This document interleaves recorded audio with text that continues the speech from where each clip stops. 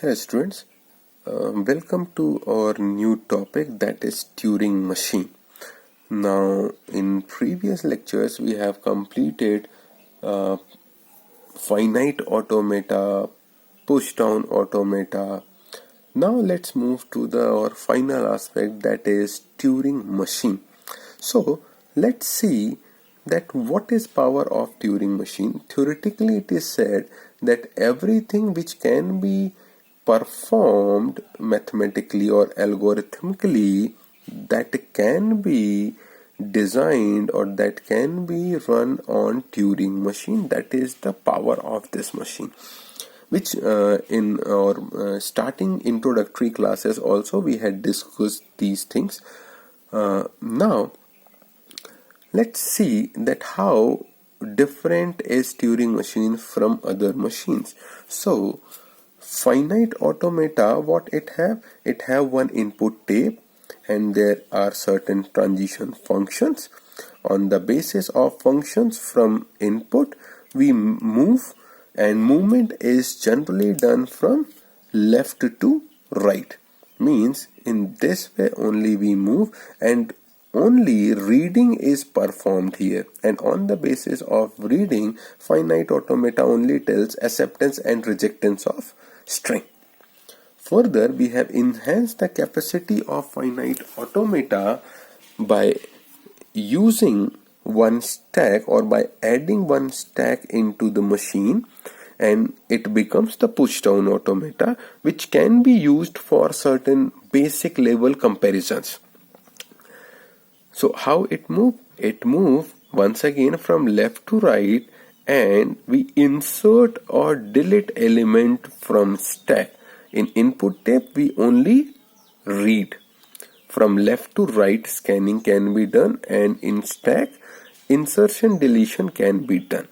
So in this way we can compare certain strings, accept strings, reject strings. Now Turing machine can be used for anything which is till date designed. It can solve any problem which is currently designed, or it can simulate any problem. So how it works? Structure suggests that it is quite similar to finite automata. Then how it have such a power? So the power lies on its head movement. It says that in this input tape, what it can do, this head can move into both direction, but only one cell at a time. You can switch from one cell to another cell only. You cannot jump from one cell to third or fourth cell or nth number cell. Only one cell at a time. But the movement can be in left or right both direction.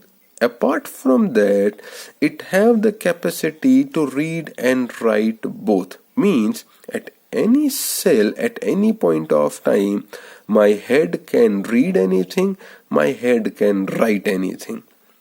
Hence, this simple machine becomes such a powerful machine that it can simulate almost all the things. Now, let's compare and check what are tuples of Turing machine.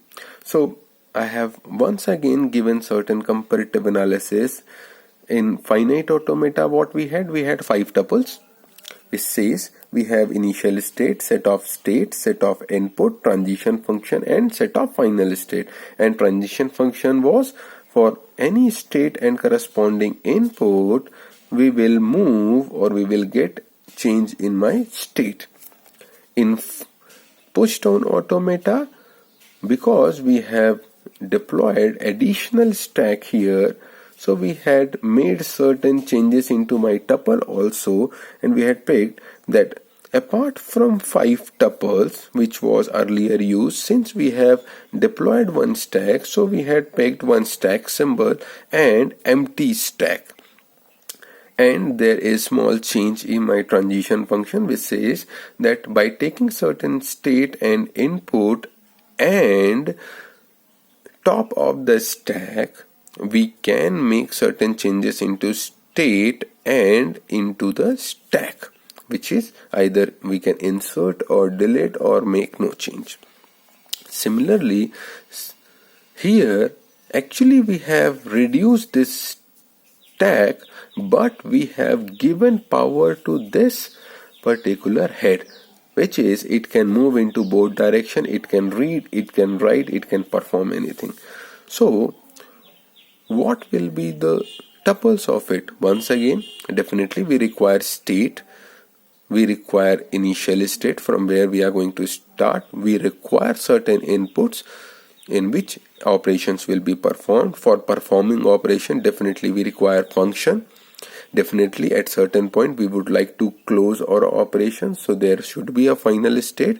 Now apart from that, yes, we have two additional things, because it can move into both direction, and definitely string will be into very little place. So after completion of a string there will be certain blank entities, and that should be in both direction.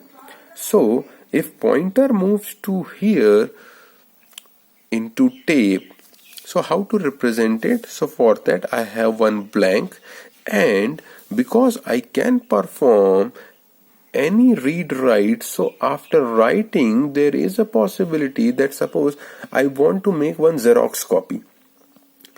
So for that, or I want to convert every A into X. So X was not part of actually input, but after performing you can get certain additional things also. For all those things will be known as tape symbol, means the input is also a subset of tape symbol.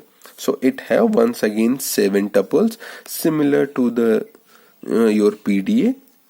The only difference with respect to writing is here Z0 becomes blank, and here stack symbol becomes the tape symbol.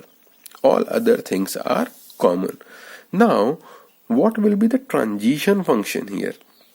Since we have state, and because I can make changes and I can use those changes also as an input, because we have power of read and write, so I'm going to perform operations on my tape symbol. So state and tape symbol will give me change in state and tape symbol, and definitely because my pointer can move into both directions, so I need to tell my machine also that in which direction I should move. For that we require to give direction, that once you will perform this, where you are going to move, either you are going to move into the left way or you are going to move into the right way. So that is we have with respect to Turing machine, that it have 7 tuples where we have incorporated tape symbol and blank, and transition function consists that if I have state and tape symbol, I'll make change into state and tape symbol, and I should check the direction for the further movement. So that is fundamental of Turing machine. In next lecture we will see that how to design Turing machine. Although designing of Turing machine is little bit complex, but still we will see that how to design Turing machine, how to design transition functions of Turing machine in our next class.